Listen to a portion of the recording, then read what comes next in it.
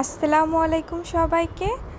আজকে আমি ঘরে থাকা কিছু উপকরণ দিয়েই সুন্দর একটি ফিশ ফ্রাইয়ের রেসিপি শেয়ার করব।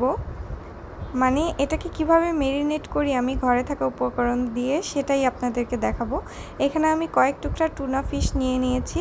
তার মধ্যে দিয়ে দিলাম সামান্য আদা বাটা, রসুন বাটা ও সামান্য পরিমাণ পেঁয়াজ বাটা, এবং এর মধ্যে একে একে আমি হলুদের গুঁড়া, মরিচের গুঁড়া, জিরা গুঁড়া ও সামান্য পরিমাণের কাবাব মশলা দিয়ে, লবণ দিয়ে এটাকে সুন্দর করে মেরিনেট করে নিচ্ছি।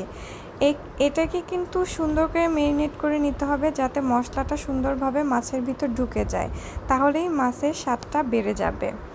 এবং এইভাবে মেরিনেট করে আমি রেখে দেব বেশ কিছুক্ষণ। শেয়ার করছি। ধন্যবাদ।